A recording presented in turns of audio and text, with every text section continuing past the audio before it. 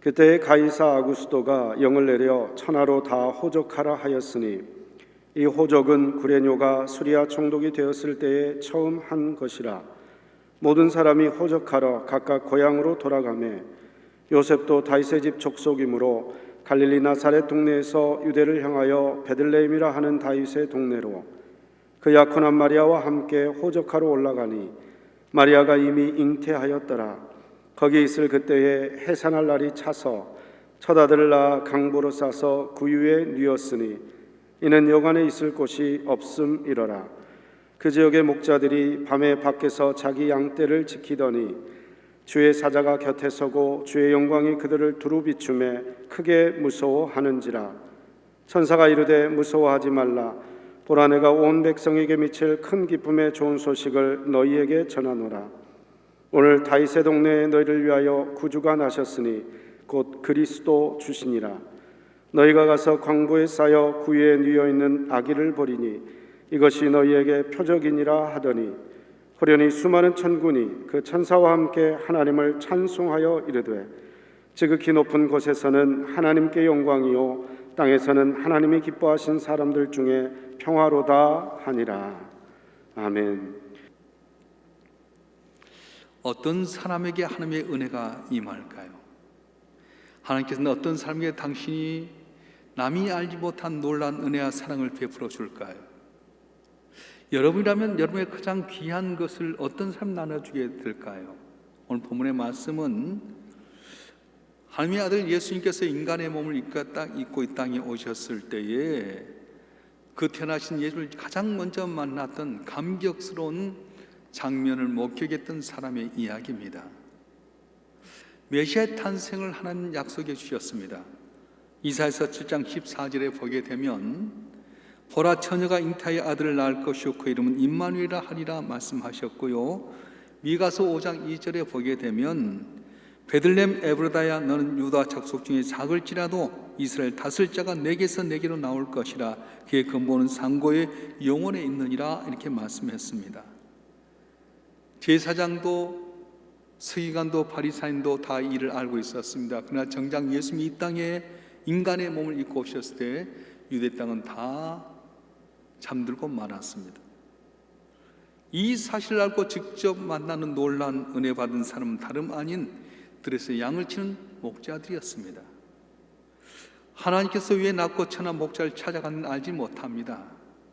이들보다 더 똑똑한 사람이 많이 있었을 겁니다. 기억력이 뛰어난 사람도 훨씬 더 많았을 겁니다. 그럼에도 불구하고 하나님께서 가장 비천한 신분이라고 하는 이 목자들을 찾아가셔서 귀한 사명을 맡기셨습니다.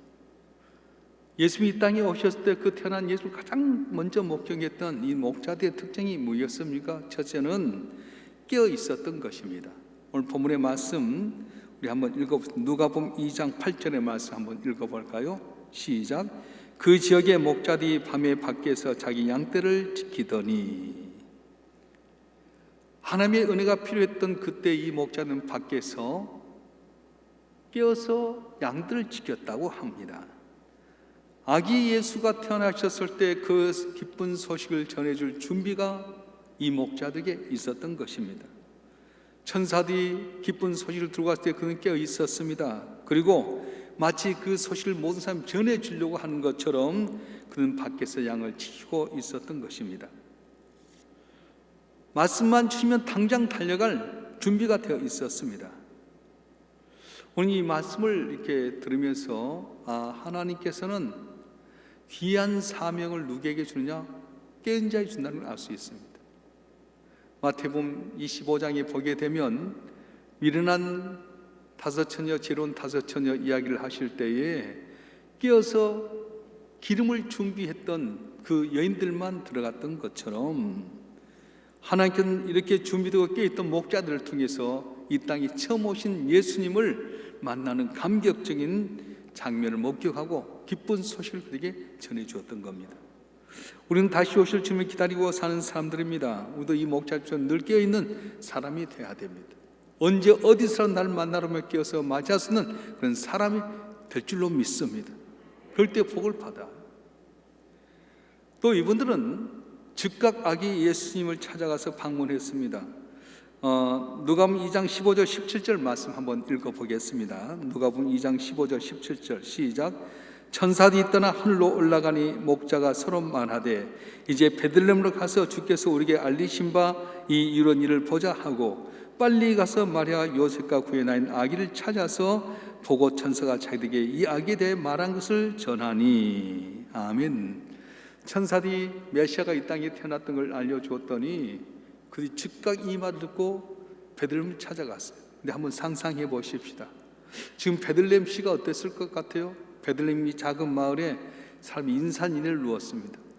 황제 아우구스토가 자기 고향에 가서 호적을 하라고 하니까 모든 사람이 다 모아들었는데 다윗의 후손들은 베들레헴 이 조그만 땅에 모아들었습니다. 여간에 찾을 수가 없습니다. 산모였던 마리아가 애를 낳고자 방 하나만 찾는데 방이 없을 정도로 사람이 많았습니다. 그래서 그들이 왔을 때 이 여관 찾고 저 여관 찾고 이 집 찾고 저 집 찾아도 예수를 찾을 수가 없었습니다. 쉽지 않았습니다. 그럼에도 불구하고 묻고 물어서 그들은 아기 예수가 태어난 장면을 보게 되고 천사가 했던 말씀을 전했던 것입니다. 사랑하는 성도 여러분, 우리의 삶이 그렇습니다. 언제나 깨어 있어서 주님 말씀하면 즉각적으로 순종하고 힘들고 어렵더라도 그를 감당할 수 있는 마음 자세를 가질 때에 주의 은혜가 임하게 되게 되고 그런 삶 통해 하나님이 놀라운 기적의 역사를 베풀어 주시는 것입니다.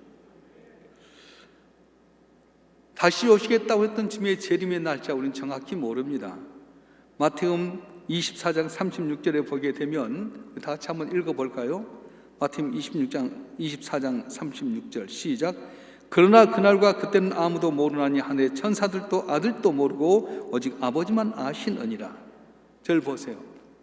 예수님이 이 땅에 재림할 것을 예수님이 아셨어요, 모르셨어요? 모르신다는 거예요. 메시아로 오신 예수님, 하나님 자신이라고 하는 성자 예수님에게 재림할 날짜를 안 알려주셨어요. 왜요? 예수님이 어떤 분인지 아시니까. 예를 들어서 우리가 마음껏 먹고 즐기고 있다가 예수님 재림의 때가 되게 되면 곧 죽을 것 같아서 예수님은 우리에게 야, 내가 언제 올 테니까 그때 깨어서 준비해라. 놀고 진탕 세상에 나가서 놀다가도 내가 올 때가 되면 이때 올 테니까 너 마음 준비해서 해라. 알려주실 그런 분이기 때문에 예수님 안 알려주셨어요. 예를 들어서 아빠가 이들한테 밖에 나가면서 아빠가 올 때까지 열심히 공부해라. 자지 말아라. 그리고 저녁 먹고 나갔어요. 아빠가 올 때까지 자지 말라고 하니까 애들이 공부하라 하니까 어떻게 합니까? 아이고 이때 올까 저리 올까 텔레비전도 보고 싶고 놀기도 싶은데 그때 엄마가 와서 말하는 거야. 아빠가 가면서 10시 온댔어. 텔레비전도 보고 놀다가 9시 반 되면 공부한 척해. 그래서 아빠가 탁 10시 오면 애들이 착 공부한 척하면 공부 잘했구나 넘어가지 않겠어? 하나님도 그렇다는 거예요. 예수님이 우리의 형편을 너무 잘 알고 우리 국민을 여기신 하나님의 아들이신 걸 알기 때문에 예수님께 알려주면 우리에게 미리 다 세상에 허랑방탕하고 별짓 다 하다가도 올 때가 되면 정신 차려라. 그래서 내가 언제 올 때니까 준비하라 그럴 것 같아서 아예 안 알려주신다는 거예요. 그렇다면 우리는 예수님의 재림을 어떻게 준비해야 되겠습니까? 세상의 마지막이 가까웠다고 하는데 주님 멀지 않다고 하는데 우리는 어떻게 살아야지 주의 기쁨이 될 수 있겠습니까? 1917년 3월 제정 러시아가 망했을 때 일입니다. 코카서스의 기마병들이 모스크바를 막 공격이 왔을 때 모스크바의 모든 사람들이 다 탈출하게 됩니다. 그때 금은보화를 실은 마차를 끌고 많은 사람들이 모스크바를 탈출하게 됩니다. 그때 귀족들과 부자들이 또 사제들이 은금보화를 실은 마차를 갖고 가게 되는데 얼마 못 가서 그만 음식이 떨어졌습니다.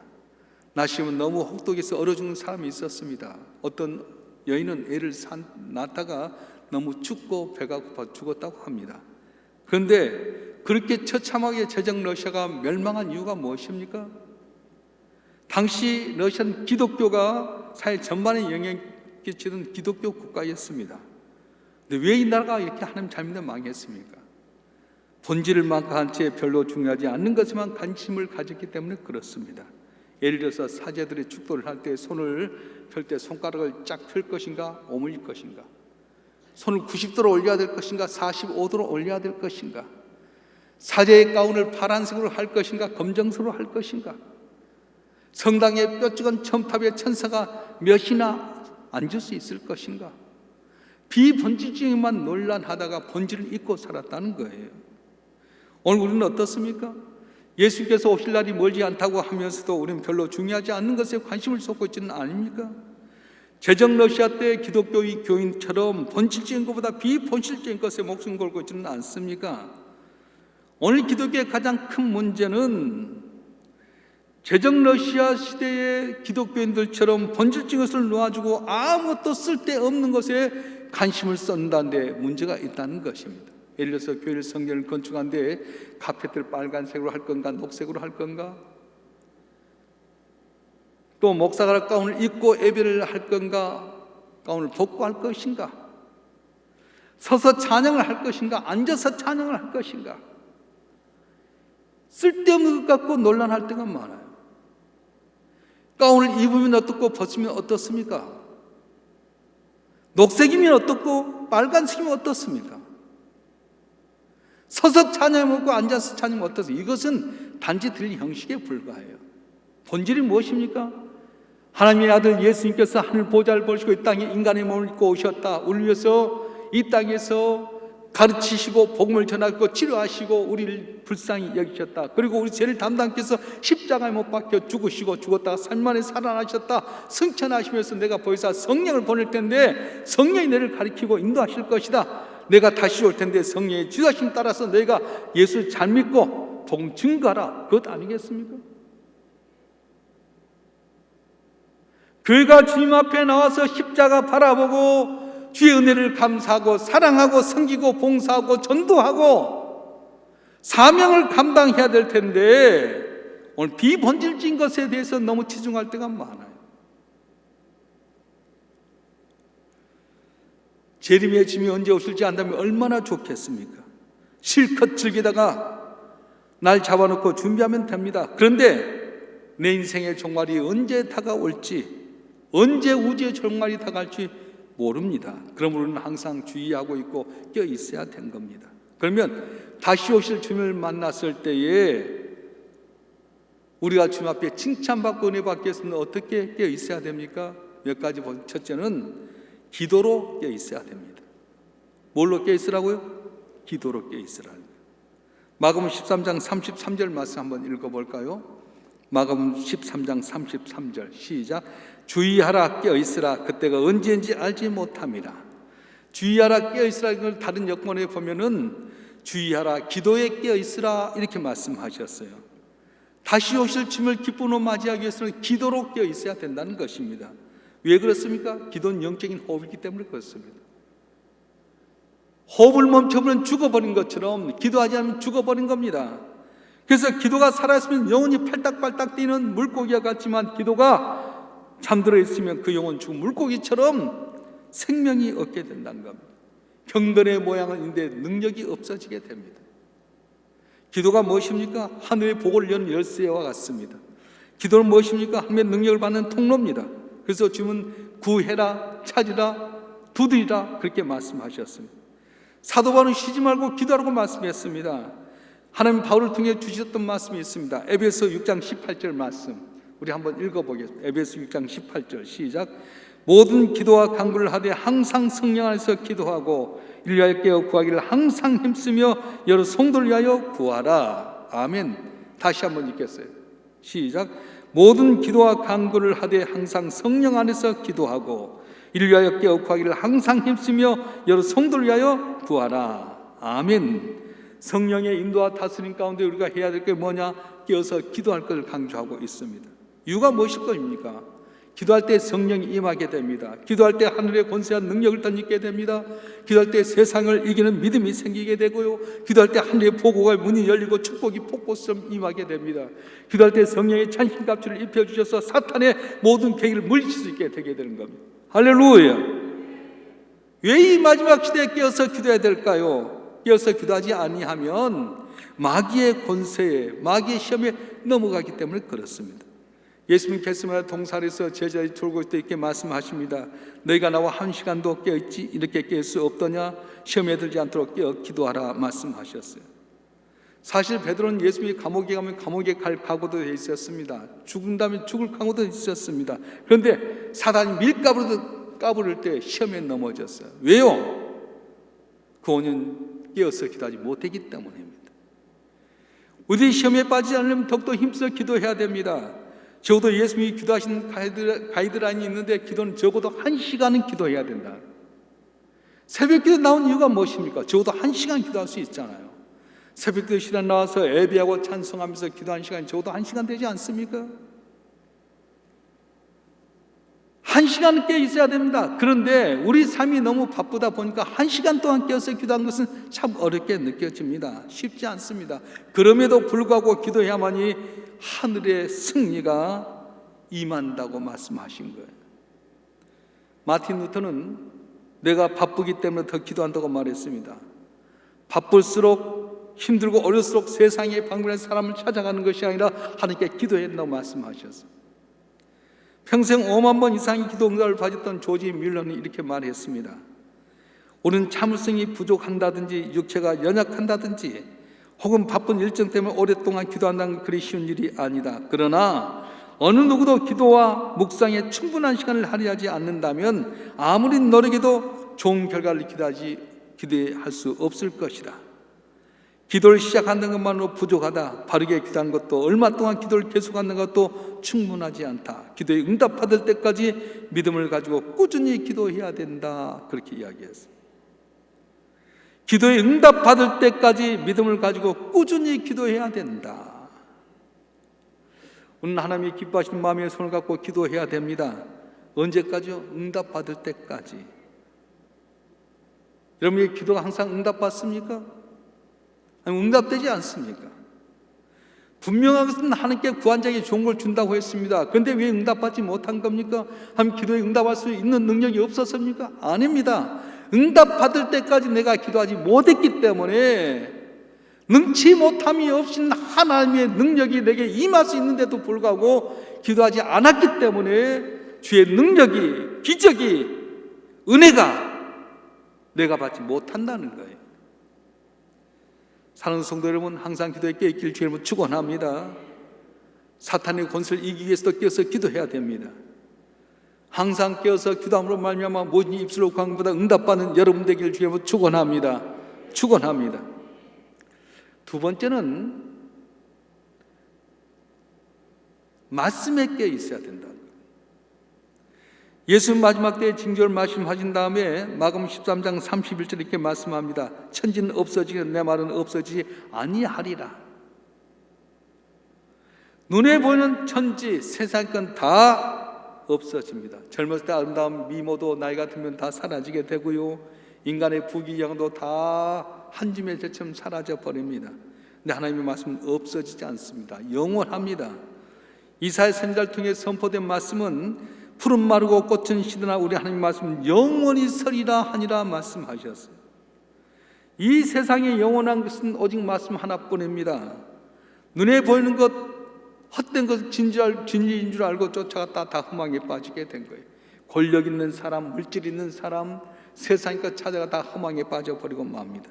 그런데 진리의 말씀 붙잡고 말씀에 순종하게 되면 내 힘들어 해결하지 못했던 문제가 해결되게 되고 그 말씀이 우리 안에 역사에서 놀라운 능력을 나타내게 되게 되는 것입니다. 마지막 때를 살아가는 우리들의 이 시대의 징조를 구별하기 위해서는 어떻게 해야 됩니까? 하늘의 지혜가 필요합니다. 근데 하늘의 지혜가 어디 있습니까? 말씀에 있습니다. 문 덮어놓고 믿는 것도 아닙니다. 말씀 펴놓고 믿는 겁니다. 진리의 말씀이 내 삶 속에 어떻게 역사하는지, 말씀이 실제로 내 삶 속에 어떻게 역사를 일으키는지 여러분 삶을 통해 검증할 수 있어야 됩니다. 신학자 칼 바르트는 말씀을 세 가지로 분류를 했는데 기록된 말씀, 계시된 말씀, 선포된 말씀 세 가지로 구분했어요. 기록된 말씀은 성경 말씀을 말합니다. 계시된 말씀은 예수를 통해서 나타나는 말씀을 이야기합니다. 선포된 말씀은 뭡니까? 오늘 또 교회에서 주의 종들을 통해서 전하신 말씀을 이야기하게 됩니다. 자, 그런데 여러분 기억해야 될 것은 기록된 성경 말씀도 있고 예수가 이 땅에 오셔서 우리에게 주신 말씀도 있는데 오늘 또 주님은 주의 종들을 통해서 하나님의 말씀을 등케 하는 거예요. 그래서 여러분 성전에 왔을 때는 마음을 정결케 하고 말씀을 경청해야 됩니다. 말씀을 들으면 말면 내가 이렇게 살았구나, 내가 이렇게 게을렀구나, 나태했구나, 말씀대로 살지 못했구나. 그래서 말씀 가운데 나를 비춰보면서 내 신앙을 바르게 해야 되는데 그러지 못하니까 참 문제. 데살로니가 전서 2장에 보게 되면 사도 바울이 데살로니가 교인들을 칭찬합니다. 그 교회는 믿음의 역사가 있었습니다. 사랑의 수고가 있었습니다. 소망의 인내가 있었습니다. 그 비결이 무엇입니까? 사도 바울을 통해서 주신 말씀을 사람의 말로 듣지 않고 하나님의 말씀을 알았어요. 그래서 사도 바울도 나를 통해 전해진 말씀을 하나님의 말씀으로 듣는 너희를 위해서 내가 목숨이라 드는 것을 기뻐하노라. 목숨까지도 드리고 싶다. 그렇게 말씀하셨습니다. 이런 말씀 때 어떤 태도로 들었습니까? 세상의 교훈이나 저세술로 듣습니까? 윤리나 도덕적인 교훈으로 듣습니까? 나를 깨우치고 변화시킨 생명의 말씀으로 듣고 말씀에 비춰와서 안 되면 내가 변화되고 깨있고 회개하고 돌아와야 될 텐데 하나의 윤리나 하나의 도덕이나 하나의 처세술로 여기면 그때부터는 길이 없게 된다는 거예요. 바쁘기 때문에 말씀을 가까이 하지 못한다고 합니다. 그런데 바쁠수록 기도하고 바쁠수록 말씀을 더 가까이 해야 됩니다. 마귀는 분주함 속에서 역사합니다. 따라서 합시다. 마귀는 분주함 속에서 역사합니다. 우선순위를 헷갈리게 만드는 거예요. No Bible, no breakfast. 식사하기 전에 내가 성경 보기 전에는 내가 식사하지 않겠다. 그런 마음 가져야 된다는 거예요. 왜요? 말씀이 나를 살리고 말씀이 내게 능력 있게 하고 말씀이 나를 변화시키고 말씀이 나를 생명 있게 하기 때문에 먹는 것보다도 사람 만난 것보다도 주의 말씀을 우선시하라고 말씀하셨어요. 목마른 사슴이 신의 물을 찾아 찾기에 갈급한 것처럼 여러분이 언제나 말씀을 갈망하게 될 때 놀란 주의 은혜와 능력과 기적이 여러분 가운데 임할 줄로 믿습니다. 할렐루야. 세 번째는 사명에 깨어 있으라는 겁니다. 주님의 대림 때는 아무도 알 수 없다고 성경은 말씀합니다. 그래서 우리는 맡긴 일에 충성해야 됩니다. 최선 다해서 섬겨야 됩니다. 이것이 바로 청지기 신앙입니다. 예수께서 주의하여 계시라고 명하면서 비유를 하셨는데 주인이 외국에 가면서 종들에게 자기의 모든 걸 다 맡겼어요. 내가 다시 오겠다. 근데 내가 왔을 때 내가 부끄러운 모습 하지 말고 깨어서 내 일을 잘 감당하라고 했습니다. 만약에 종들이 주인이 기다리고 오지 않으면 어떻게 합니까? 아이고 언제 주인 오실라나? 그래서 게으르고 나태합니다. 주인의 재산을 빼돌립니다. 자신의 쾌락에 빠져 있습니다. 근데 그럴 때 주인이 온다면 어떻게 하겠습니까? 주인이 온 줄도 모르고 잠들어 있다가 헛된 일에 빠져 있다면 그때 끝난 거 아니겠습니까? 종은 주인이 언제 돌아도 맞이할 수 있도록 최선을 다해야 됩니다. 사명 자가고 깨어서 충성을 다해야 됩니다. 그래야 칭찬을 받게 되는 겁니다. 물론 주님의 재림의 날을 잡아놓고 신앙상도 문제가 있습니다. 옛날에 1997년도 다미 선교에서 이날 바로 주님이 재림한다 해서 다 당겨쳐도 그날만 하는 것 문제가 있어요. 언제든지 주님 날 찾아오면 맞이할 수 있는 그런 마음 자세로 사는 것이 중요하다는 겁니다. 오늘 하루가 내 인생의 마지막 날인 것처럼 최선을 다해야 된다는 거예요. 어느 집사님 한 분이 건강검진을 갔답니다. 남편과 더불어 같이 건강검진을 갔는데 건강검진이 끝났는데 이렇게 판독하는 의사가 잠깐만 있으라고 나가서 남편과 이야기를 하는 거예요. 무슨 이야기 하지? 왜 나를 놔두고 밖에서 이야기하지? 살짝이 가서 문 열었더니 남편이 밖에 서 있는 남편에게 암입니다. 6개월밖에 안 남았습니다 하는 거예요. 너무 놀래가지고 집에 와서 남편에게 물어봅니다. 여보, 나 어떤데? 남편이 눈물을 글썽글썽 여보, 암이래. 췌장 암이래. 얼마 살지 못한대. 얼마나 집사님이 우는지요. 나도 열심히 믿노라고 섬기고 살았는데 내게 암이 왔다니. 곰곰이 생각해 보니까 이제 한 6개월 남았다고 하는데 어떻게 살아야 되나? 그래서 자기가 가지고 있는 재산을 살펴보니까 남편 것도 재산이 있지만 자기가 통장에 모아놓고 자기가 중요시 여겼던 재산들이 있어서 하나씩 둘씩 정리를 했어요. 하나님께 섬긴다 하면서 뭐 인색했던 마음에 헌금하지 못했던 것 헌금하게 되고요. 또한 남이 구제하지 못했던 가난한 삶 찾아서 구제하게 되게 되고, 어려운 여건 가운데 공부하는 장학생을 찾아 장학금을 주었습니다.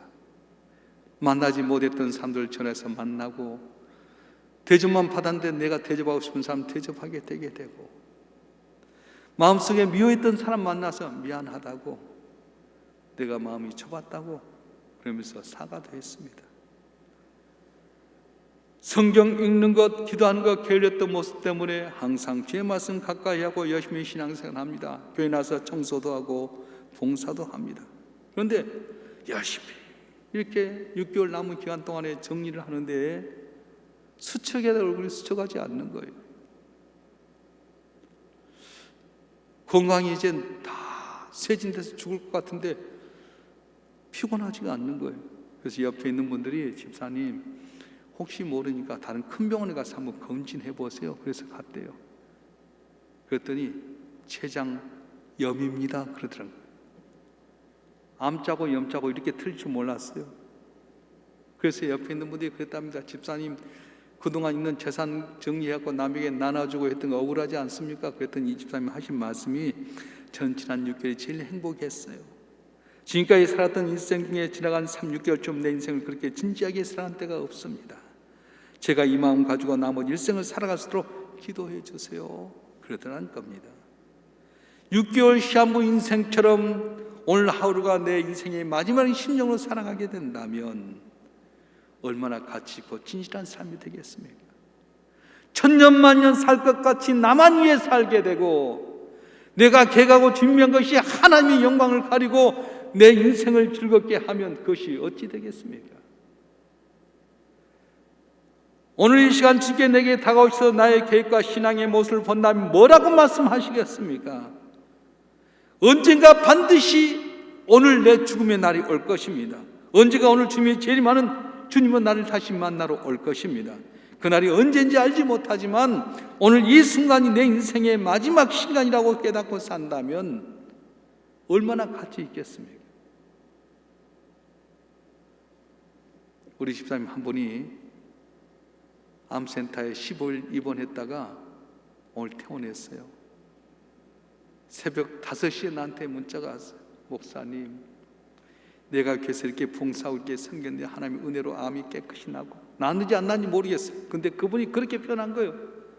이제 집에 갑니다. 퇴원합니다. 목사님 은혜입니다. 내가 이제 더 열심히 살겠어요. 오늘 아침 새벽 5시 나한테 문자가 왔어요. 뭔가 내 인도를 해보려고 계획하고 준비했고요. 다 쓸어 모으고요. 나만 위해 살았는데 딱 죽음이라고 암이라고 선고를 받아서 딱 병원에 입원해 보니까 다 헛것이라는 거예요. 여러분에게 하나님께서 오셔서 10일 후에 너 데려가겠다 하면 여러분 뭐 하겠어요? 계획하고 준비한 거 하겠어요? 모았던 재산은 어떻게 할 거예요?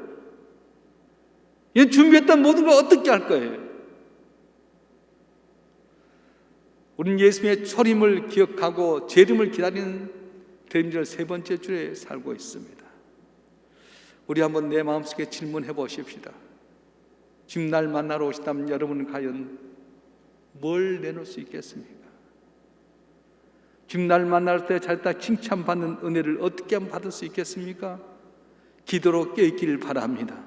쉬지 않고 기도해서 하나님의 능력을 받아서 주의 기쁨이 되게 되고, 말씀으로 깨있기를 바랍니다. 항상 주의 말씀을 묵상하는 가운데 이 어려운 세상에 안개가 저기 껴서 아무것도 보이지 않는 이 어려운 팬데믹의 시대 속에서 말씀 속에 소망을 얻고 말씀 안에 주 앞에 충성해서 칭찬받는 우리 모두가 되기를 주님 축원합니다. 여러분의 직분을 맡겨주셨어요. 사람이 맡기는 게 하나님께 여러분의 목사로, 장로로, 권사로, 집사로 여러 가지 직분을 맡겨주었는데 바빠서 힘들어서 포기할 겁니까? 주님이 오셔서 물으면 뭐라고 말씀하겠습니까? 사명으로 깨어서 충성함으로 말미암아 주님 오실 때 잘다 칭찬받는 우리 모두가 되어지길 주님으로 간절히 부탁합니다.